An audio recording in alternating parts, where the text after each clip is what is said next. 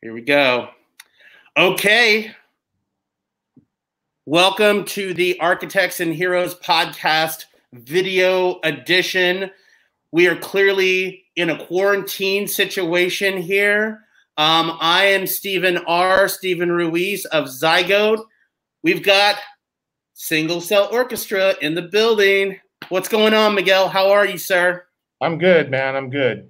Thank you. Excellent. Excellent. So I'm smiling like this underneath too, by the way. Yeah. So I smile from my heart. I gotta say, I saw this on the gram, the born and raised, I love you, don't touch me face mask. I was like, bro, that's gonna be the most Venice Beach thing I've ever purchased, probably. But I'm a big fan of Born and Raised. They're great as a streetwear brand. They have some rad stuff too. But I figure, if you've got a quarantine, you might as well quarantine. So I'm doing things a little bit differently for the podcast. I haven't dropped one of these in a very long time, and I'm very excited, Miguel, to have you here and on the podcast. But we're also doing this live streaming thing, so this is all brand new. So for those who are out there experiencing this live stream right now on the socials, please hit me up. Let me know what you think. We're going to be trying to do this on a weekly basis. So as we move forward into this kind of brave new world of, post-coronavirus pandemic lockdown, we're going to be doing more of these live streams and using the content for the podcast. So get all of that out of the way. Miguel, what is going on with Single Cell Orchestra? Tell me a little bit about what you've been up to, man. I've been writing and releasing a lot of music. I've always kind of been writing a lot of music, but lately I've been releasing more of it. I started my record label Celldom, Celldom, back in last year, late last year, November-ish, and I started re-releasing some of my old stuff, like the Asphodel album that I put out in the '90s, and then an album called Still Transmitting, and then I just put out another album back in March called Remember the Future, and now I'm getting ready to put out another EP, imminently, maybe even potentially even like later tonight. Wow. Okay. Right on. Trying to stay on a release schedule, just trying to keep releasing as much music as I can and staying in the loop of it.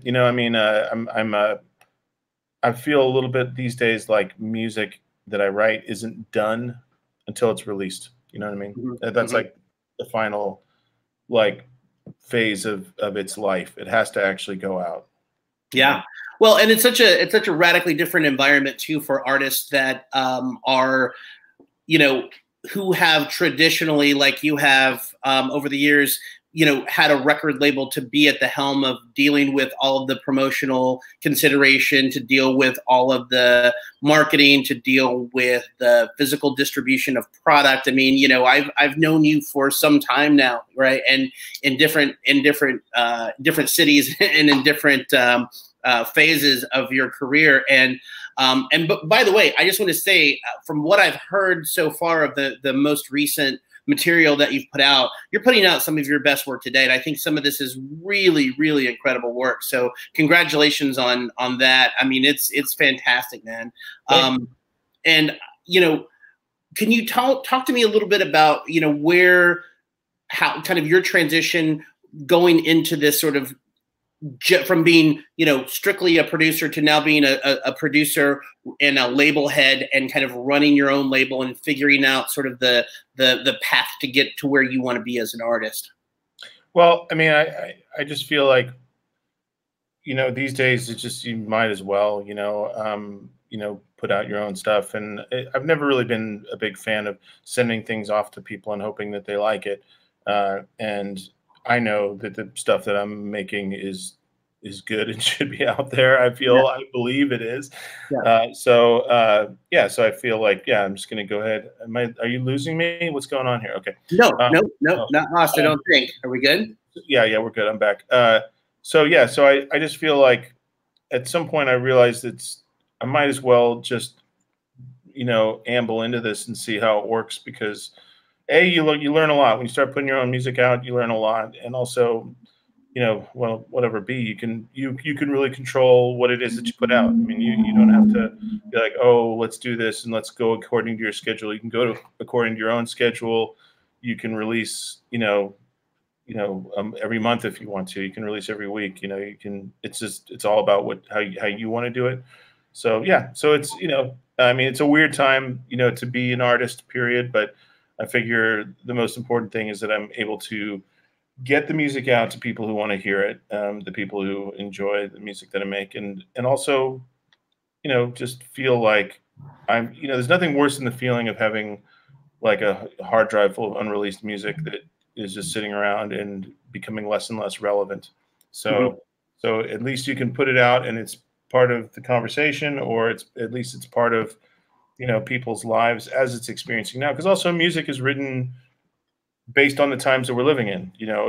Music is, it's not just, I mean, you can put out things and they'll still feel relevant. Sometimes people project their own stuff onto whatever it is that they listen to, but, which is fine. But, this music in particular, the newest EP that I'm putting out, this was mostly written in this last month, of quarantine period, last, like pretty much since the beginning of it. So, or I guess so last 2 months. So yeah. So it's really fresh, and I feel like it's definitely got the feeling of where I'm feeling, in terms of all this junk, Yeah, I from what I heard of the EP, it has kind of a darker tone. It feels a little darker. It feels a little but it still somehow manages to have this really lush, beautiful, almost uplifting sense to it as well. Maybe you want to talk a little bit about the new EP, The Storm Inside, and talk about your process and kind of how you arrive to the material that you're about to release. Yeah, I mean, the first track, I mean, the title track, Storm Inside, I basically started writing that in the very, very first week of quarantine.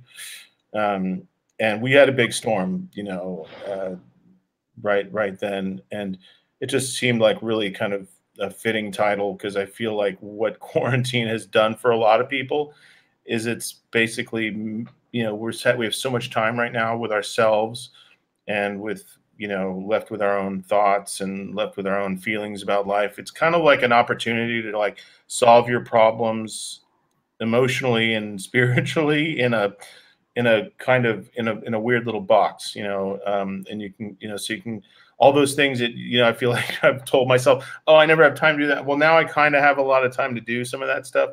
I feel like even no matter what's going on, whatever's going on out there, I feel like, I guess the idea of The Storm Inside is that it's just like, it also, all this stuff also brings up a lot of emotional stuff for people too. And of course, there's just like it's crazy out there. Now we're also able to focus on the crazy in here, and the emotional stuff in here. Cause I mean, it's becoming a new normal now, but it's still, having an emotional effect, I think, on people, so, I mean, it's bizarre times we're living in now, I wish I could just sort of go, oh, it's cool. It's like the future, man. You're walking down the street with a mask on and it's dangerous, but I'm sick of it. Yeah. I'm sick of it now. Yeah, I don't think anybody necessarily wants this future.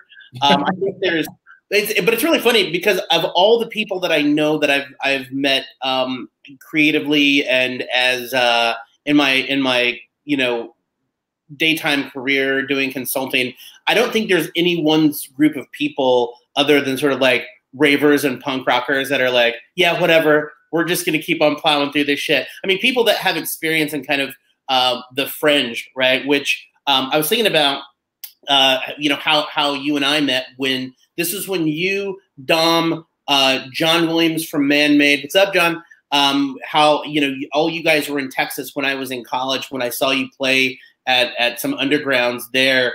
And, the experience, I think, being you know, being in the underground rave scene, kind of, I think, prepares a lot of people for maybe fringy situations like we're experiencing right now.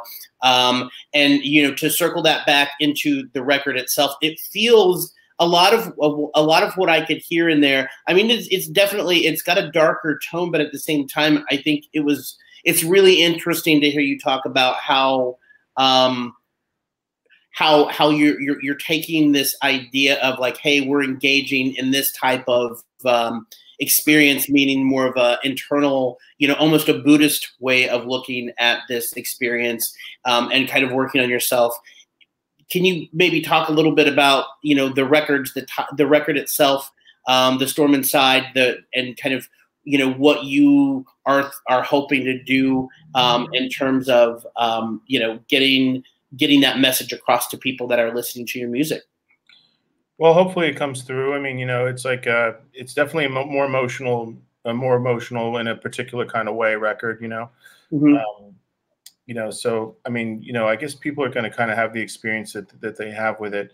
So I hope that they find it to be, you know, emotionally satisfying. I mean, it's definitely a more emotional, you know, it's a particular kind of emotion. It's not like upbeat or, you know, it's not like yeah, party music. It's Yeah. definitely more, but it is dance music still, some of it. I mean, you know, the first two tracks on it are very DJ friendly in their own kind of deep dark way, you know. So and I'm also, you know, kind of embracing more hardware in this album. That's kind, or in this EP. That's kind of the other thing to talk about, I guess, is that, you know, I've kind of been on a hardware, you know, sort of obsession over the last year or two. You know what I mean? Just kind of getting back into buying hardware and using hardware and playing live with hardware and everything. Nothing against software or iOS. I still use iOS and still use software and everything, but you know, there's more of that kind of strength under there. I mean, those beats are, you know, kind of have an undergirding of, you know, electron drum machine shit. So Mm-hmm. it's kind of fun. It just, I mean, their stuff is dope. I mean, you know, I've been using their I have the Digitone. I love that thing. You know, it's just so sick. And I got the model samples and whatever. They're just great. They're great machines. They really just liven up your mix. And, you know, it's neat to merge those with software production, because it's, you know, there's just the world, kind of open the world to you, I guess, you know. That's really fantastic that you kind of have come full circle on a lot of this, because, you know, when I first saw you play out live, you know, you were a strictly hardware, and then moving into, you know, more the software realm of things, and then even further into doing things in sort of this iOS environment, so iPads and being able to, you know, being able to do it that way. Can you talk maybe a little bit about your setup and kind of what your workflow is right now, working on the material? Yeah, I mean, you know, because you know, I went through phases of, you know, for like a couple of years of really just doing iOS production. You know, I kind of discovered that early on. I actually got my first iPad because I was just going to use it to make loops to throw into Logic, but I just ended up liking making music with the iPad so much that I was like, this is so much more fun. So I just sort of stuck with that. So now I'm using them both. You know, I mean, you know, now that I'm integrating hardware with iOS, and, you know, occasionally I'll use some Logic stuff, but I mostly at this point it's hardware and iOS. And actually, I'm capturing, you know, the hardware stuff in, you know, into the computer, and then I'm spitting it out into the iPad. And I'm sequencing it with. I use Nano Studio too, which you know, it's doesn't. There's certain things that it doesn't have that it, you know, like I know, you know, nerds out there or whatever, you know, oh, it doesn't have, you know, strict audio. Like you can just totally throw in audio, like but you can sample it pretty easily. I mean, I'm old school, you know. I mean, I spent $2,000 on an Emax 2 sampler in like 1992 or 1 or something like that, you know, with 2 megabytes of sample time, you know, and then you just made it work, you know. So Yeah. so for me to have, it's like an embarrassment of riches with the current gear situation now and software and everything. So, you know, the important thing, though, is that you know, that you're able to find a way to, whatever people's process is to find a way to get tracks going, and, you know, get things going that they want to hear, that they like. Mm-hmm. I mean, that's the whole point of making music for me, is you get a chance to make the music that you want to hear, Mm-hmm. just out there. Well, now I'm making it great. So, so that's a cool thing. But Yeah, yeah, so I'm sequencing mostly with Nano Studio, getting all the stuff in there. The newest Nano Studio, you're able to use, all kinds of other apps along with it. So there's a million great apps out there right now. I mean, it's a lot of fun. So, but it does really help though to have that like that strength of having hardware drum machines involved and hardware samples and things. I mean, the Digitone, everything that comes out of Digitone is amazing. It's a beautiful instrument. I recommend that to anybody out there if you want to get a unique sound that's luxurious and evocative. It's just amazing. I mean, yeah, that's, I can't sing its praises enough.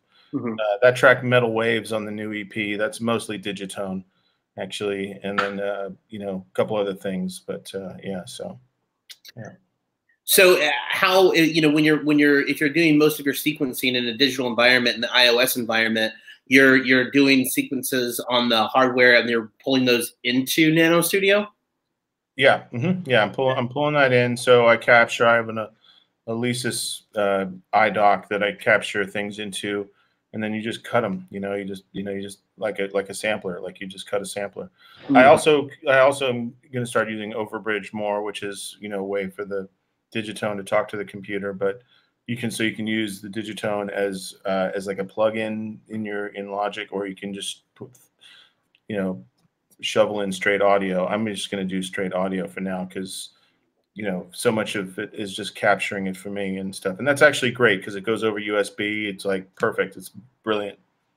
So yeah, I mean, these days it's like, it's sick, it's like the stuff that you can do. I mean, if you have like a decent computer, and like I could do a whole career with just a computer and a Digitone. That's it. I mean, it's just like, it's disgusting.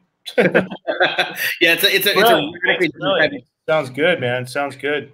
Yeah, it's just like such a radically different production environment, and I've had this conversation with different producers in the past about whether or not the ease of use of the iOS environment has somehow lowered the production standard, because you can do so much stuff with it, and there's just so many sort of out of the box like groove boxes and things that are just basically let you press a couple of buttons, and it legitimately sounds like better than a lot of the IDM or the EDM stuff that's at these big festivals or whatever. It's just like it's a very meta time that we live in, especially considering the environment. But what's your take on that? Well, on iOS, I feel like with iOS, it's the beauty of iOS for me is that you can take your studio with you anywhere you go. I mean, like before quarantine, I was just taking it out to the cafe, working at the cafe or at the gym, just putting it up on the platform while I'm doing like cardio or something, which I need to do. We all do, my friend. Yeah, I know I'm weighing a ton in this. It's getting ridiculous. My house smells like chorizo and fear, but which is the name of my new band, by the way, Chorizo and Fear. Chorizo and Fear, yeah. Yeah. Is that part of that whole Latin death metal contingency? I was gonna start working on a Latin death metal band called Chili Con Carnage. It's gonna be good. I like that. It's gonna be good. Chorizo and Fear. I like that. Memoir. But back to iOS. I guess you were asking me. There's an out of the boxness about iOS that is to be avoided for sure. But the nice thing about iOS is that they built the platform for iOS that is much more because everything is so uniform with Apple and with iOS. You're not going to get that. Like if you try to do music with some kind of Android pad. I mean, now I think it's better, but for a long time, it was just the developers weren't going there because the platform wasn't really.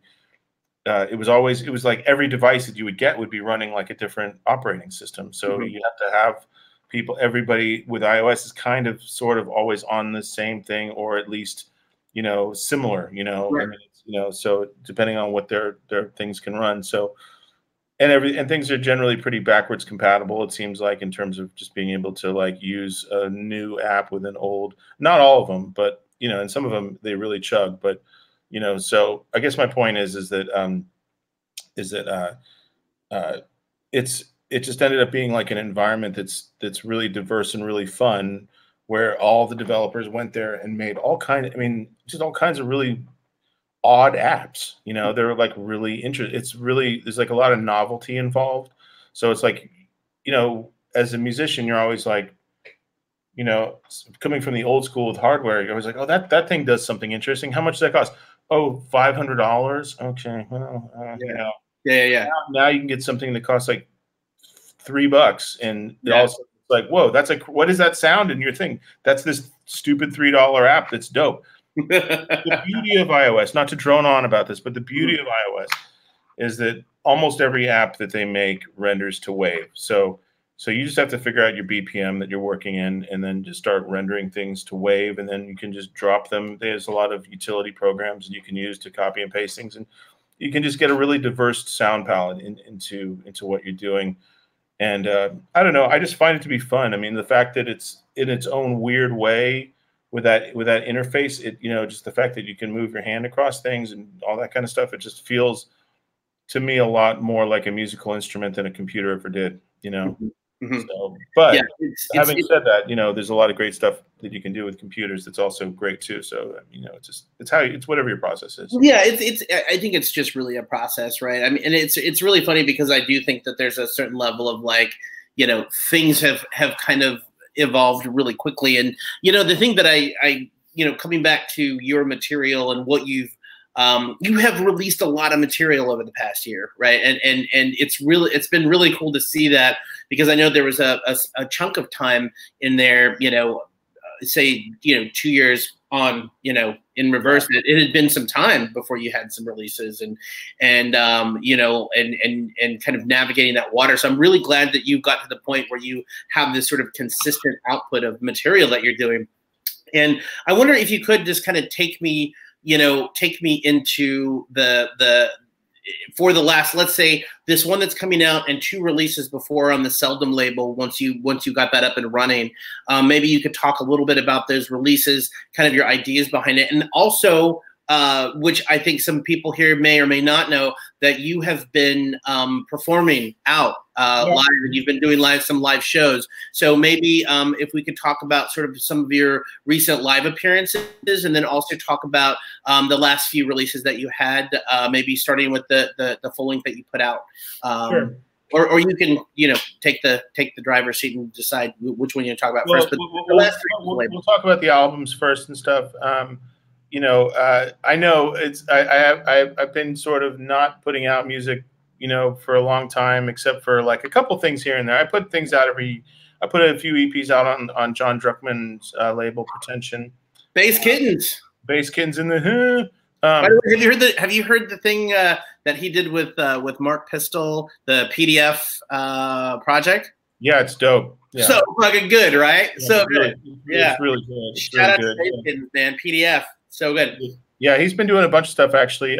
He's got a thing with Jack Dangers, the JDs, which I also have a remix of one of their tracks coming out. A track called Kitty Litter. It's going to be on a little EP thing I think they're going to put out. That's awesome. Of remixes of yeah, it's totally cool, man. It's so much fun working on that. So it should be pretty sick. Yeah. So, but yeah, I kind of sort of, you know, I've been writing. The thing is, I never stopped writing. So I kind of just stopped releasing. So I just always kept writing and writing and writing and writing and writing. And I still have a ton more music that I haven't released. I still have a whole bunch of electro that I need to release, and techno, and a bunch of ambient. I mean, I got a whole bunch of stuff. That's one of the reasons why I started the label, was because like I can just kind of keep doing this and keep doing this. Still Transmitting was the kind of sort of like, I realized I had enough music in the particular area, which is this down tempo area that I kind of sort of, you know, spend a lot of time in. I kind of realized I had like enough for like 2 albums, really, you know. So Still Transmitting was the first one that I put out of that stuff. I sort of chose that first because it seemed to be more on the melodic side of things. It seemed to kind of work together as a piece. A lot of the other tracks were kind of more slightly eclectic, or they weren't strictly as like melody based. And so that's all the stuff that came out on Remember the Future. So it's sort of like Remember the Future is a little more eclectic. It's almost even gets a little sort of, out there a couple times, almost like borderline IDM, I guess, but still transmitting is a sort of more of a, what I guess you would call like a classic Single Cell Orchestra album, in terms of just every track has a, very clear melodic framework to it. So the new stuff, and I'm really trying to like get out as much music as I can right now, because I have so much of it that at some point you kind of just have to start getting it all out, because you really want to feel like every release is a fresh new experience. I mean, they will be for other people because they haven't heard the music, right? But for me, it's like, something like The Storm Inside is really exciting, because these are tracks that like I'm going to release it probably in the next 24 hours, and I'm still finishing it, so it's like that's the fun of having your own like label thing, is that you don't have to spend like it can be so fresh, that it's like it's out right now. So that's what I'm trying to get to, is up to the minute, and having a label is sort of like my own personal diary with my people who appreciate my music, So it's just like, okay, this is what's going on. If you're into what I do, well, this is what I'm thinking right now. This is how I'm feeling right now, and this is what I think people would appreciate and enjoy. So now with the live stuff, I've been kind of hooked up with this FOFN crew out in Pomona, and they're like totally do these like ridiculous live barbecues, and they asked me to perform last year for their 420 party, actually, and I hadn't actually done like a proper live. I mean, I'd done a couple. I did a show with Jonah, a few years ago, Jonah Sharp, Spacetime Continuum, and I did a couple of shows. Some of them were. I did one that was an iOS show, which is okay. I wasn't really crazy with the results with that. The live show with Jonah was really fun, but now I feel like now I feel like I've kind of come into my own as a live again, where it's like, I'm bringing out boxes and just banging it. It's fun, Yeah, I know the party that you played. Yeah, you came to one, yeah. Yeah, the party that you guys played at the Lash, the Mutoid party, was so dope, man. In fact, when this goes onto the website, I'll just have another video right down there of your live performance that you did there, because that was just so. It was just, it took me back to a lot of the hardware shows that I'd seen you play, especially when you were doing the Single Cell versus Freaky Shopper thing. Yeah. That was insane. That was insane. It was so good. The show at the Lash, sincerely, was one of my top shows that I'd seen, all year. Like really solid. And just as a side note, the Mutoid guys are rad. Such cool. Yeah. No, they're great guys, and it's a great party.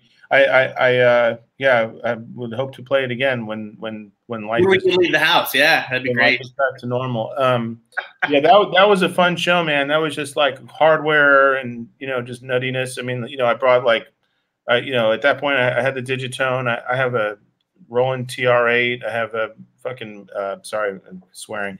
It's okay. As it turns out, the FCC does not control us, so you can say. I don't know what. Yeah, but when you're gonna talk about the Drum Brute Impact, you should say "fucking" first, because it's a fucking great drum machine.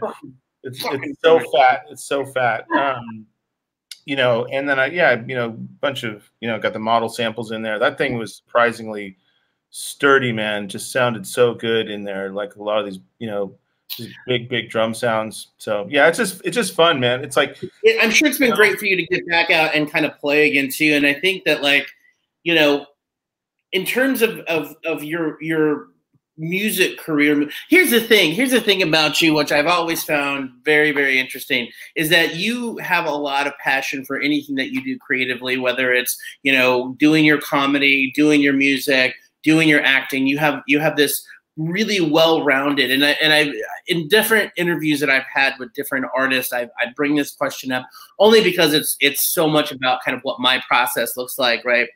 Like, I have creative schizophrenia. Like, one day I want to spend time just drawing and sketching and doing, you know, abstract line drawings. Some days I want to sit down, you know, and dust off my old Corona typewriter and just type and write a bunch of stuff and write and do that. Some days I want to sit down and make music or DJ.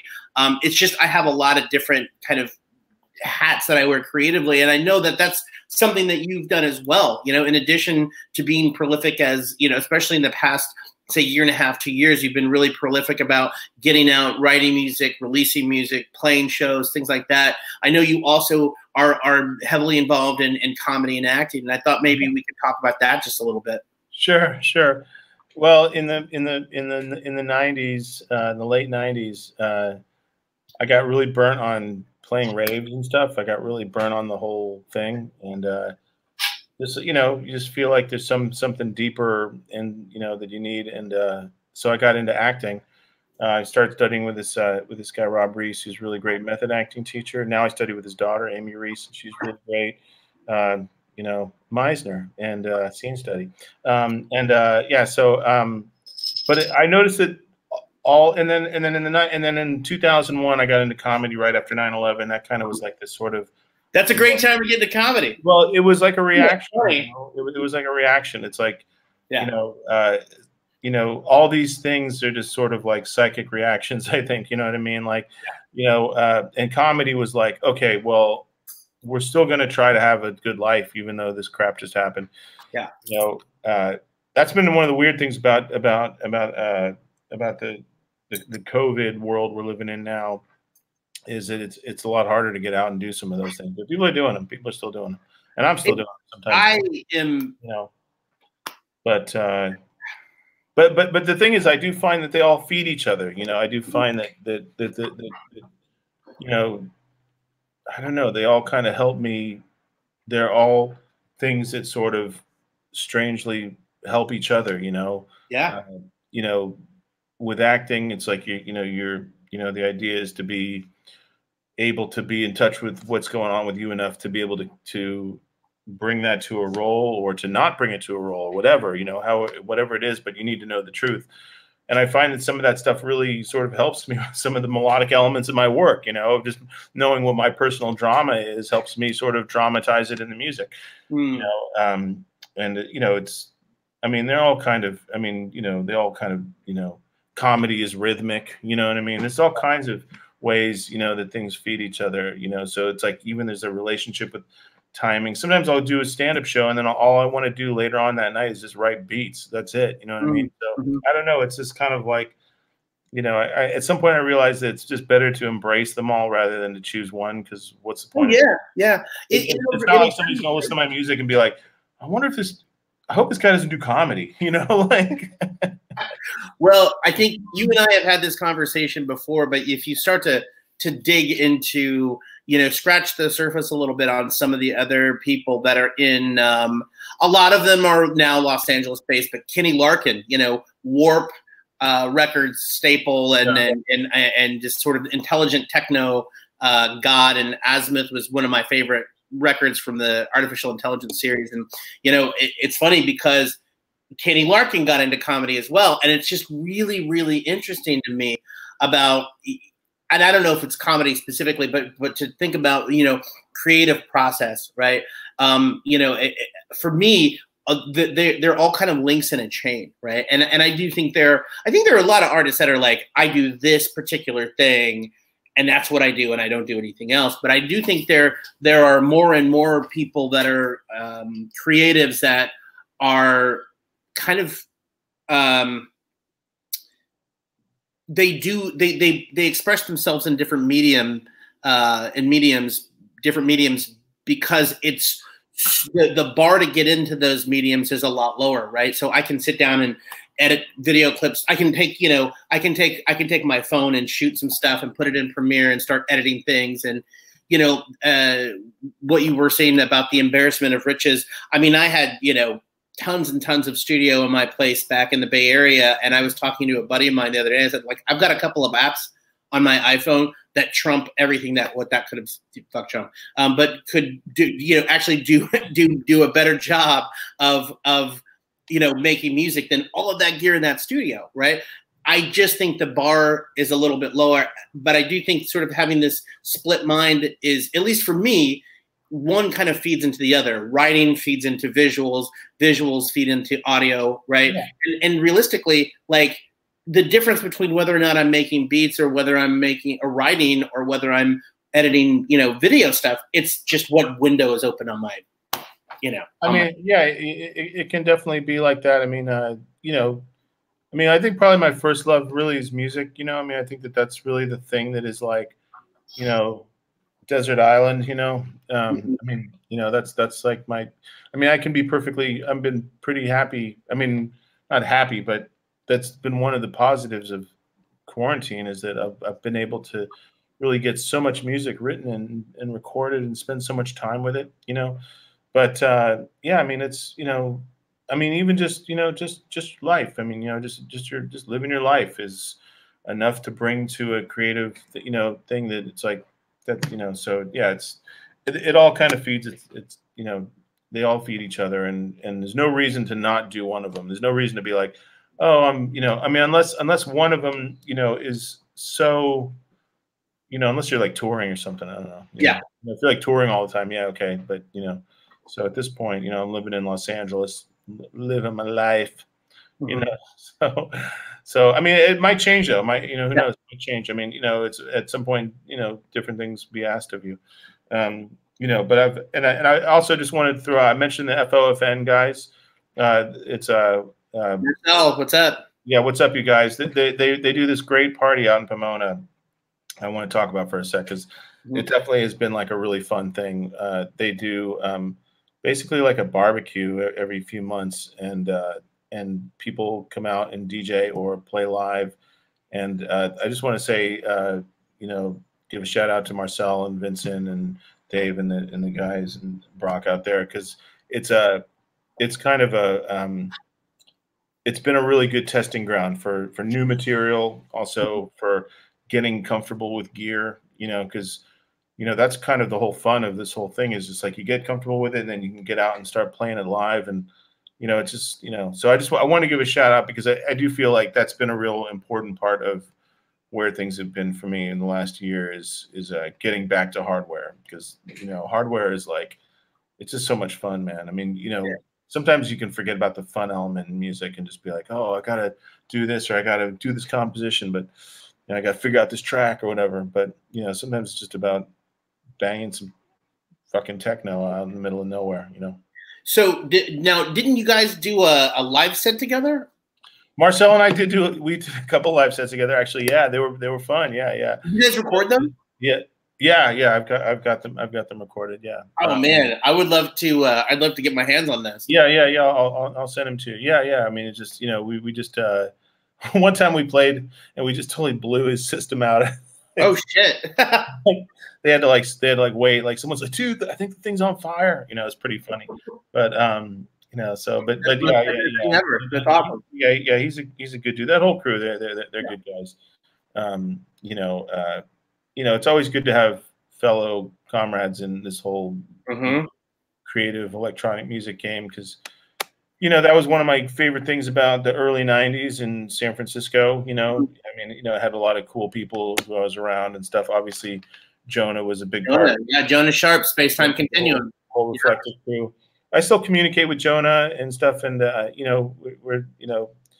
he's stayed a good friend and an inspiration. I mean, he's an amazing producer. I mean, he's an amazing artist, amazing talent. One of my favorite artists and people. So. Yeah, that's awesome. Yeah, and I know, speaking of that San Francisco, the old school San Francisco crew, I know that Dom Bentley, aka Freaky Chakra, is here in Los Angeles, and Now me and Don, we hang. You know what I'm saying? Yeah, we do old man type shit. Like we go to see movies. Library. We go see movies, yo, where people express their feelings, yo. You know what I'm saying? So you know, you had I think a remix.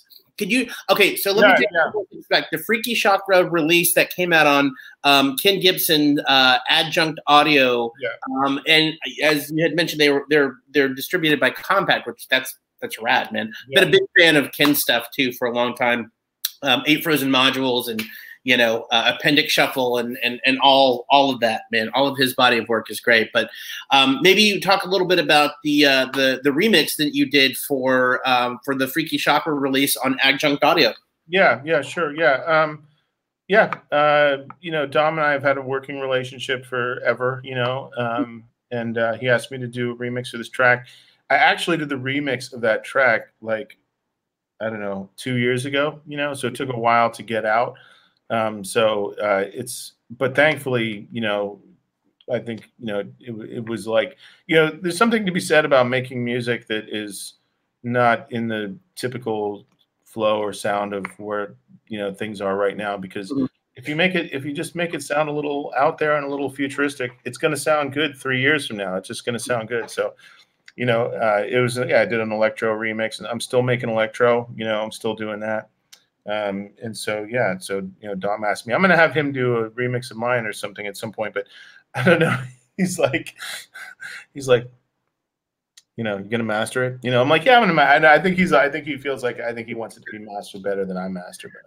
I don't know. He's like, who's going to master it? I don't know. So, but he uses Twerk, that guy, you know. Oh yeah. Audible Oddities. Yeah, it's great. Yeah, it's great. I've been mastering my own stuff. Sean Hatfield. I'm really glad you brought him up, man. I was just thinking about him. Yeah. I follow him on Instagram, and I see a bunch of his posts about things that he's working on, and I don't know the full story, but I know that he, you know, he's in Colorado now. He got married, he moved to Colorado, and I know that he's been doing a lot of mastering. Yeah, he's good. I mean, he was a great musician. I mean, he was like, you know, Twerk was fantastic producer. Are you kidding me? Stuff was dope, you know. Yeah. Oh man. Oh, I could go on. I could go on about his stuff for ages, man. So maybe I'll try to get him on here. Sorry. Maybe I'll try to get him on here. Get him on the podcast since we're all indoors. You know. Yeah, right. You know. Side note. You know, he was also a really rad graffiti writer. Oh, really? Yeah, Twerk was a graffiti writer back in the day. So this is what I love about the relationships, the San Francisco relationships. And I was having a conversation with Greg Hawkins. I think you know Greg and Casey, but you know, we were talking about sort of the first run, and we moved out to the Bay Area in like 2000, right? And I think, you know, what really attracted me to come out to San Francisco in the Bay Area was like you and Dom, Freaky Chakra, Single Cell Orchestra, Space Time Continuum, the Hard Kiss Brothers, this whole group of people that pretty much epitomized, you know, the rave scene, Wicked, Yano and Garth, you know, God, there's a ton that I could go through. And I wrote this kind of pretty sprawling piece about, you know, the rave scene in San Francisco in the 90s that came out. Yeah, I'm refreshing that content right now because I don't know. That was on Questlove's website on OK Player, but it was OK Future, which is the electronic music, I guess, channel of Questlove's thing. And I frankly hadn't run across it, you know, and they haven't updated that site in a long time. So, but anyway, long story short, I was going through and I was like, you know, this was the main reason I came out to San Francisco in the first place. I mean, I got a job during the .com boom working for Elon Musk's first company. That was sort of like, you know, that was like right out of college. I left Texas. You know, after college at SMU, go Ponies. After college at SMU and came right out, started that job, and then immediately started to dig into the scene. And when I came out, this was like early aughts. Like so that first wave of stuff, like with the Hard Kiss guys, that stuff was kind of winding down a little bit. You know, oh man, who else was it? Astro Matrix. Yeah, I remember Andy. Yeah. Yeah, there was just a ton. And then, you know, John Williams, Man-Made Media. I mean, that dude, San Francisco was ridiculous. I mean, it was like, yeah, you could just 7-mile radius of electronic music producers and stuff and DJs. Oh, yeah, accelerated DJs, so many, too many DJs, really. You know, yeah. I mean, for a 7x7 town, like, yo, bro, you know, ease down on the fucking brakes. This is a quinceañera. You know what I'm saying? Yeah, it gets a little. I mean, there was, but Asphodel. Okay, I mean, the laundry list goes on. Asphodel Records, Not Human, Kid 606, Blectum from Blectum. I mean, and the thing is, these are all kind of splintery scenes because I feel like I came into San Francisco just as sort of like the whole rave, the 90s rave thing had kind of peaked and was morphing into something else and was becoming, it was going out more to the clubs. It was becoming more of this loungy house thing. I know 111 Minna was doing some stuff. Yeah. And then, oh God, Silent Records. Let's talk about the ambient stuff. Silent Records, you know, I mean, just a treasure trove of stuff that I, you know, I was really excited about when I first moved out there.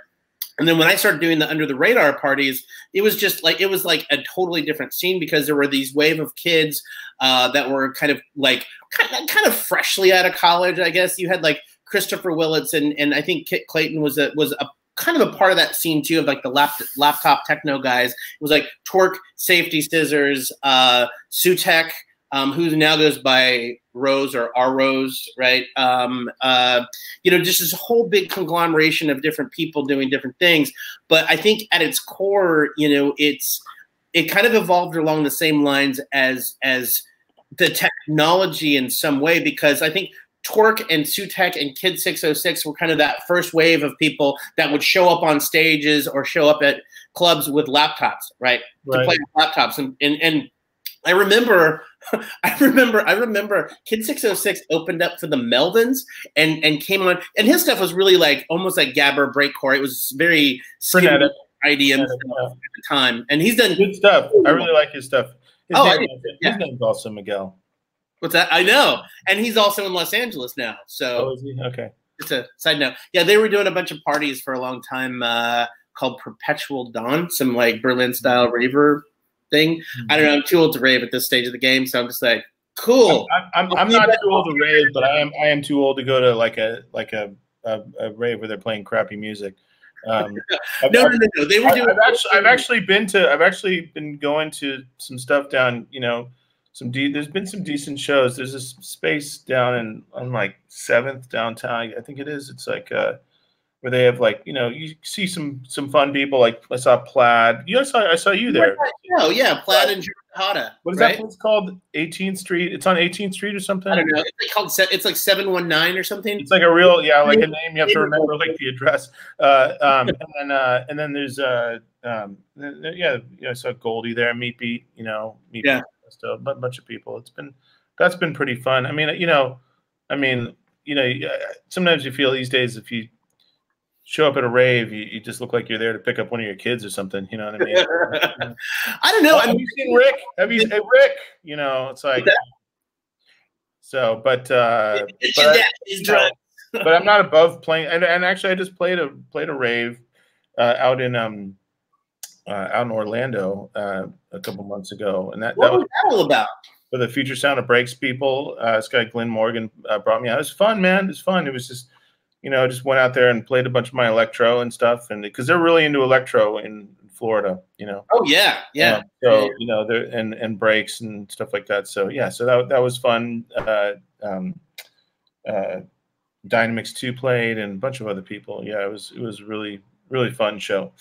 So I'd like to be doing more of that. I actually, you know, that was just right before all this, you know, nonsense. All this nonsense. You know, well, man, we're hitting the 50-minute mark here, Miguel, and I just wanted to say thank you so much for doing this, and I really appreciate you coming on and doing the live stream. Again, this is a whole new experience for me, so we'll see how it goes.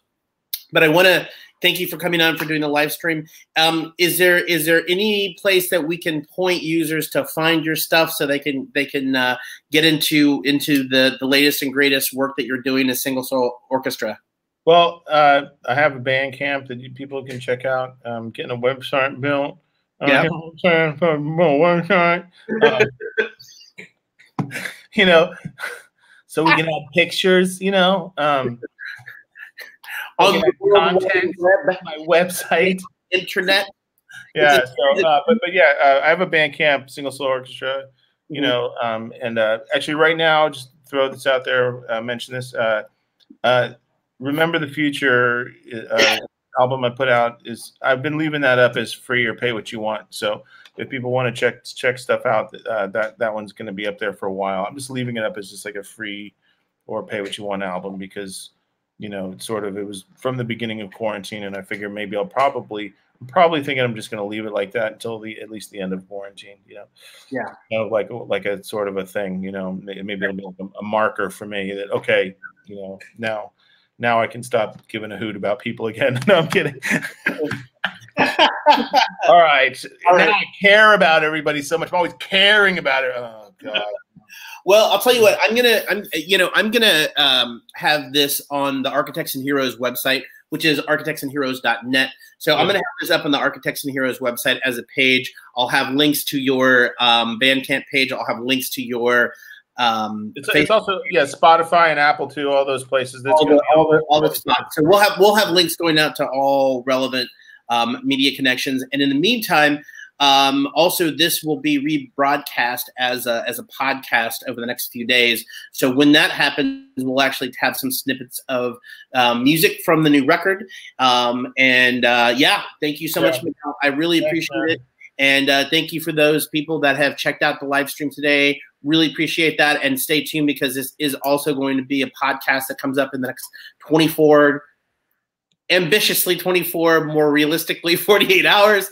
And all right, man. Well, okay, listen. Thank you, Steven. Thank you. Yeah.